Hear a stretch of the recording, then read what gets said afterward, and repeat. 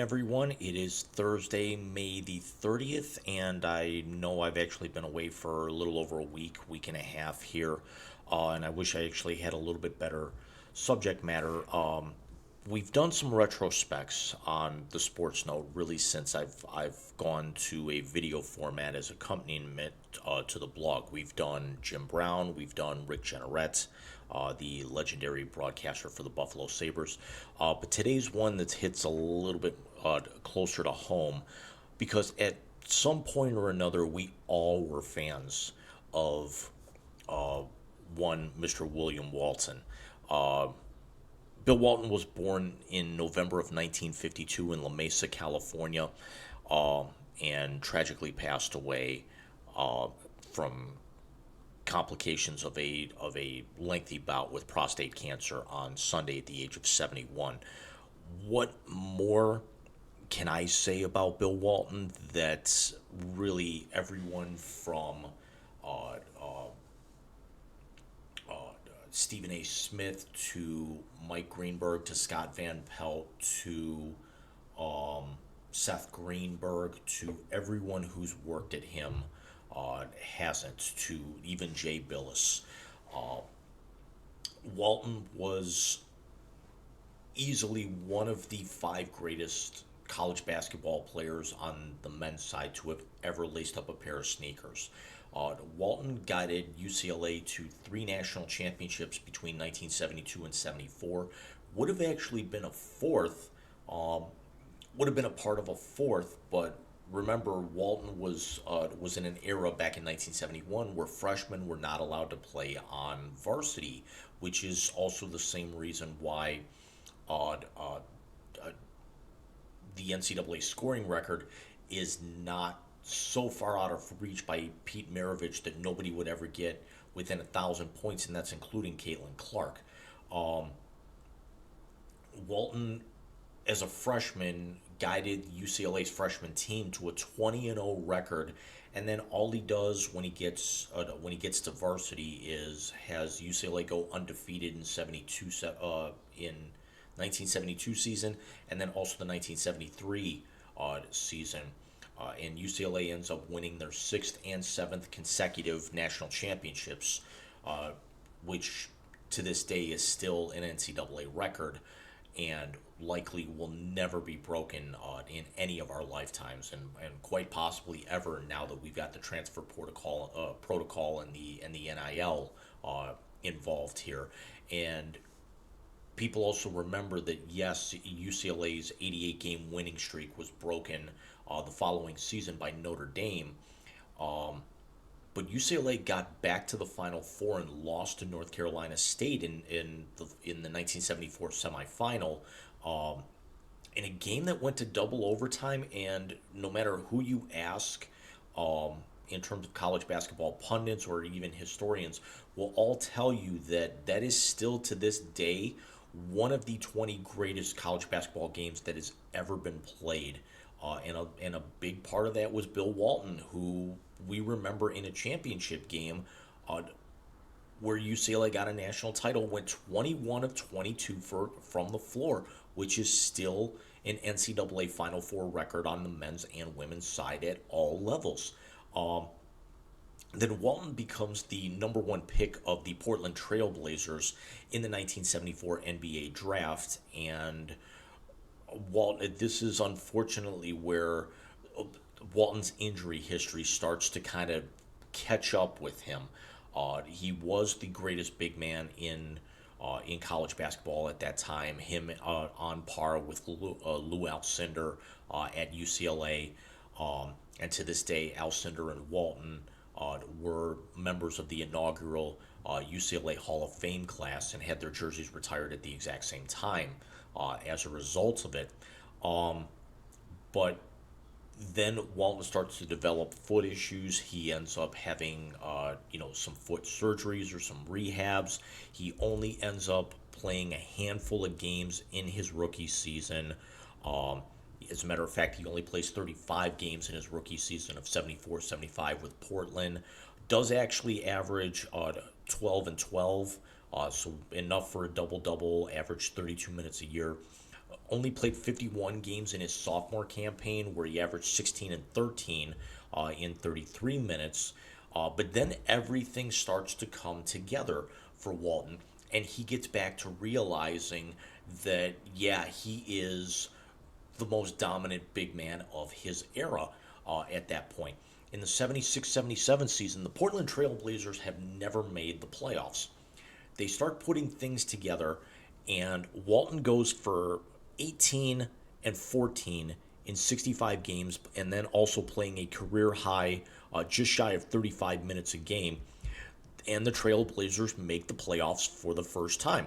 Now, that in of itself is outstanding. The aspect, however, is that they had no idea how outstanding it really would be. The Portland Trail Blazers not only get into the playoffs for the first time, but then advance all the way to the Western Conference Finals, where they're matched up with the mighty, mighty Los Angeles Lakers. And the Lakers were the number one team in the Western Conference, and I believe they had the best record in the NBA altogether at the end of the regular season, and they proceed to sweep the Lakers. And it means that not only is Portland in the playoffs for the first time as the 3 seed in the Western Conference, nonetheless, but they're in the NBA Finals for the first time, and they're going up and Heidi Ho, they actually get to go from playing the 50 plus win Los Angeles Lakers with the best record in the West to now playing the 50 win Philadelphia 76ers led by Dr. J. And after falling behind in the first 2 games, losing the first 2 in Philadelphia, Portland wakes up, dominates Game 3, dominates Game 4, wins a close one in 5, and then closes out in 6, and wins Portland's first and only NBA championship. This is actually part of the reason why not only was Walton's number 32 retired by UCLA, but Portland in turn ends up retiring Walton's jersey. That following season, I believe in 1990 as well. But Walton actually then plays 58 games in the 1977-78 season, averages 18 and 13, and goes on to win league MVP honors. And I apologize for my phone going off. I believe that was my new glasses coming in. As I coincidentally adjust these, not trying to emphasize those. But it's also an instance where Portland has a chance to defend their title, but unfortunately go out in the second round to the Seattle Supersonics in 6 games, meaning that there would be a brand new champion that year. And after 4 years in Portland, Walton decides he needs a change, and he signs a free agent deal with the San Diego Clippers in time for the 1979-1980 season.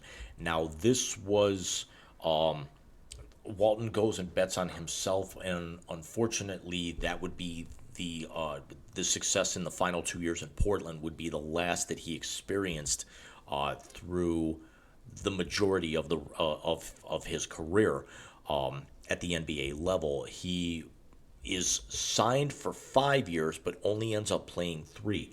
He breaks a couple of bones in his left foot, needs reconstructive surgery, and actually at one point has his ankle fused.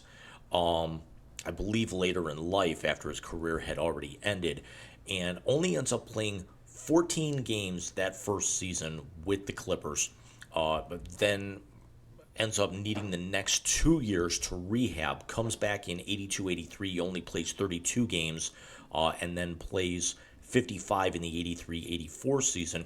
The Clippers then move to Los Angeles. He plays 67 games, starts 37, but you could definitely tell that his numbers have dropped off dramatically. He's no longer averaging double-doubles at that point. As a matter of fact, his last year with the Clippers, although playing 67 games, he only starts 37 and only averaged 10 points and 9 rebounds in 24 minutes.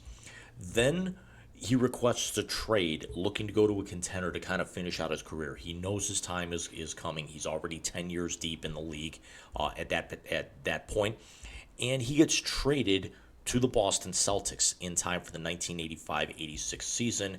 And what happened that season is the stuff of legend. Walton plays 80 of the 82 games the Celtics have. He only starts 2 games. He averages 7 points and 6 rebounds off the bench in 19 minutes. Bill Walton wins the NBA Sixth Man of the Year award. The Boston Celtics finish with over 60 regular season wins, have the number 1 seed in the Eastern Conference playoffs by the time the regular season ends, and proceed to go on a 15-3 record through the playoffs, where they ended up sweeping the Eastern Conference Finals and then took down the Houston Rockets in 6 games, giving Walton his second championship. And there's a lot of people out there, myself included, that would put the 1986 Boston Celtics championship team among the top 5 greatest in history, and I personally put them at the top of my list. And if you step back and you think about that, Larry Bird, Hall of Fame. Robert Parrish, Hall of Fame. Kevin McHale, Hall of Fame. Dennis Johnson, Hall of Fame.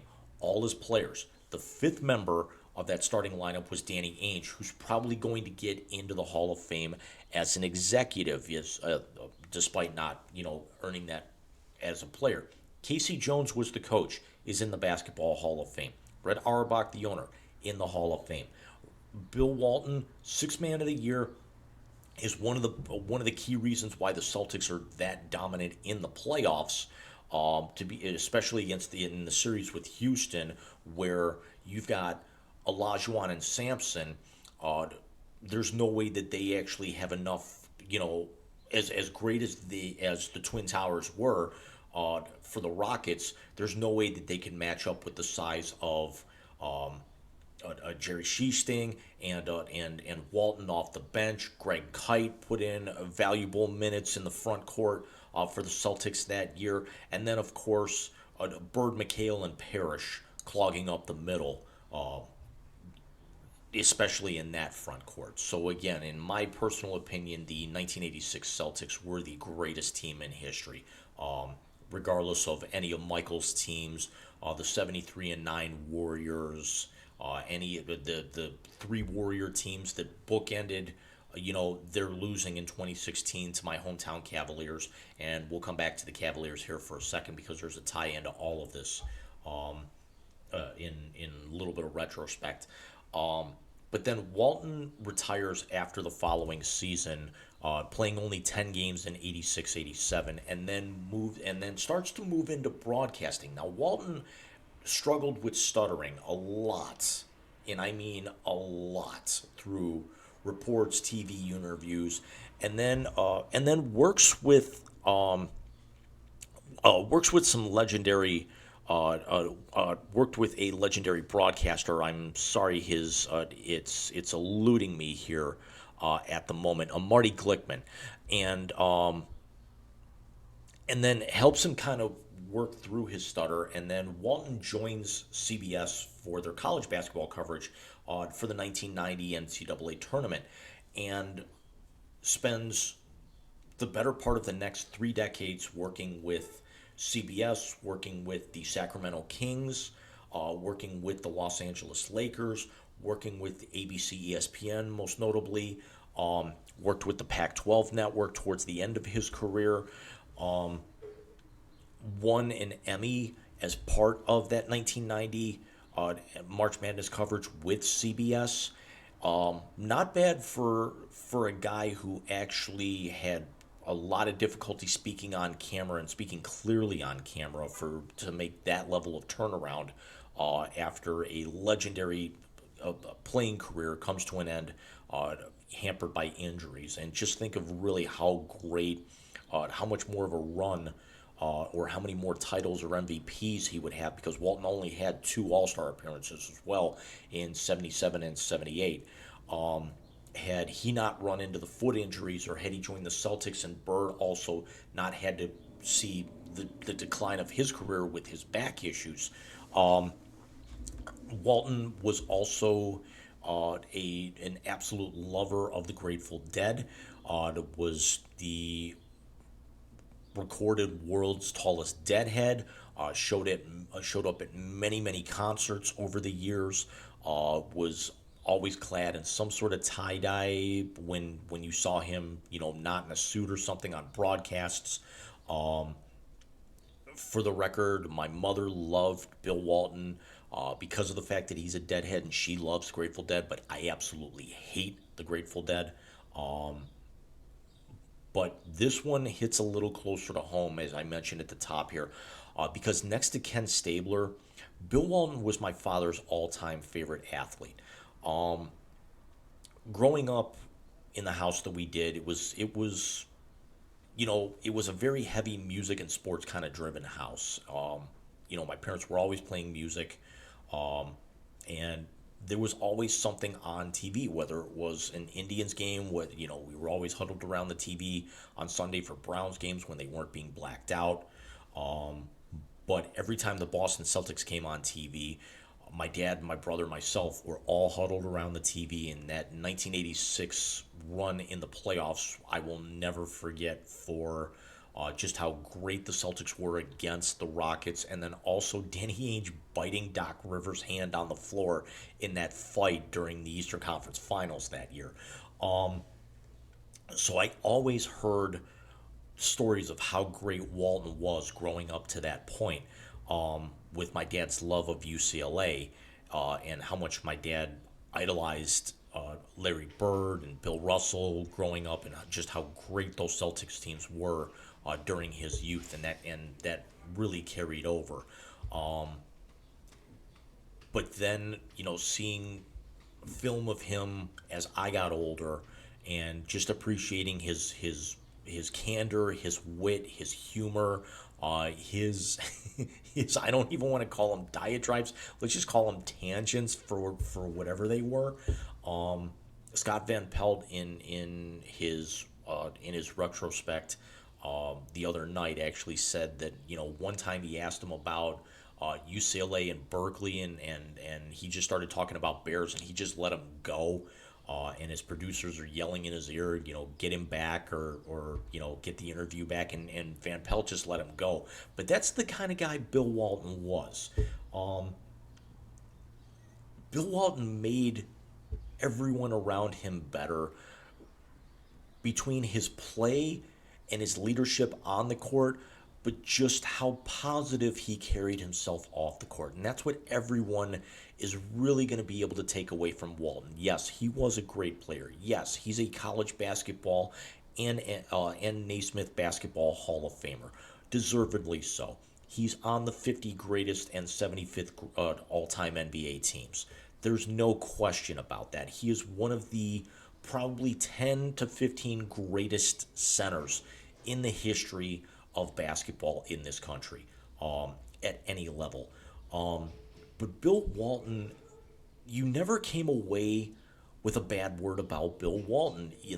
Even if he was beating your team, um, Bill Walton always left you smiling.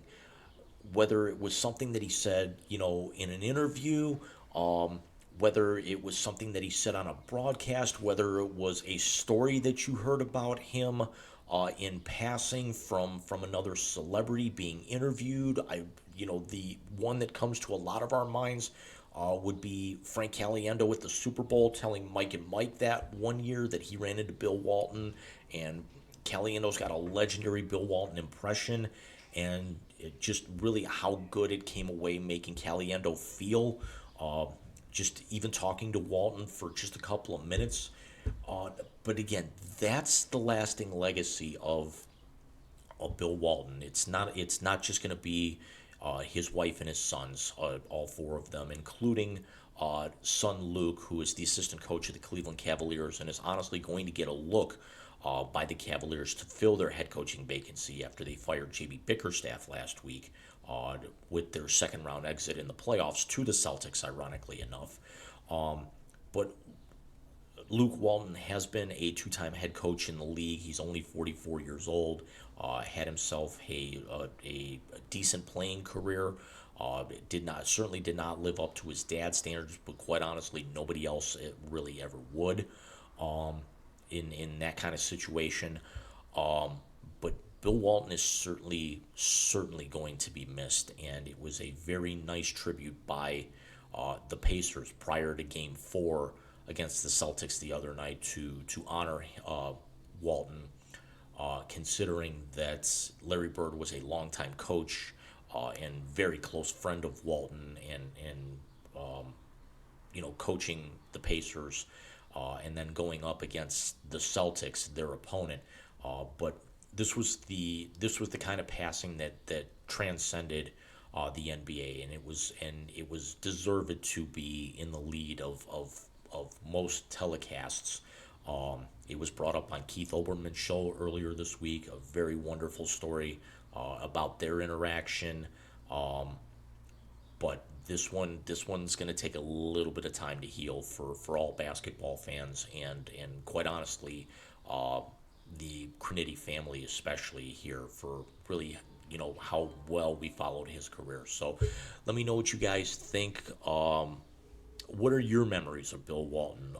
What are Whether as a player, or a broadcaster?